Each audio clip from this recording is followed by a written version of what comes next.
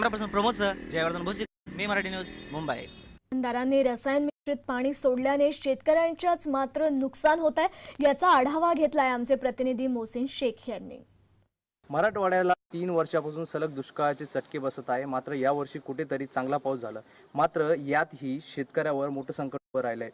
औरंगाबादमधील चितेगाव परिसरातील शिवारातील काही शेतकरी आहेत ते हवाल दिला आहे. आपण बघू शकतात ही विहीर आहे आणि याच परिसरात आलाना कंपनी आहे. त्या कंपनीतलं रक्तमिश्रित पाणी या आजूबाजूच्या नदीमध्ये सोडलं जातं. त्यामुळे नदीतील जो पाणी आहे ते विहिरीमध्ये सरळ सरळ लाल कलरचं पाणी आपण बघू शकतात आणि या पाण्यामुळे शेतकऱ्यांच्या पिकाचं खूप मोठ्या प्रमाणात नुकसान होतंय. यासाठी वेळोवेळी प्रशासनाकडे अर्जही करण्यात आले, मात्र प्रशासनाकडून कोणतीही दखल घेतली जात नाही. माझ्यासोबत काही शेतकरी आहेत, त्यांना विचारूया नेमकं काय प्रकार आहे दादा आणि कसा त्रास होतोय. तर या पाण्यामुळे आमच्या पिकाचं खूप मोठं नुकसान होतं. तसेच त्या पाणी जनावर वगैरे पिले तर ते जनावर वगैरे मरतात आणि जमीन नापीक होत चाललेली आहे. तसेच या वेळोवेळी अर्ज वगैरे केले, पण शासकीय कार्यालय त्याला नसतं. केराची टोपली समजून अर्ज एका बाजूला फेकून देतात, त्याचं काही कोणी लक्ष करीत नाही.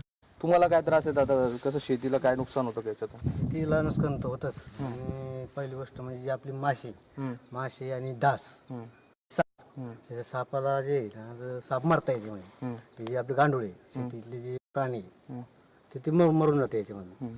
आणि ते शेतीतले खळगडपणा, एकदम चोपनटपणा या पाण्यामुळे होतो.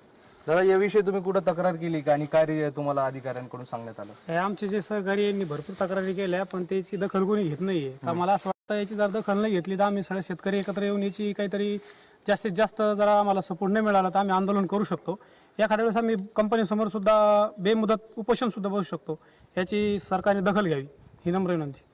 नक्कीच शेतकरी वेळोवेळी अर्ज करतायत, मात्र प्रशासनाकडून दखल घेतली जात नाही. सोन्यासारखं पीक आलेलं आहे, मात्र या पाण्यामुळे शेताचं पूर्ण नुकसान होत आहे.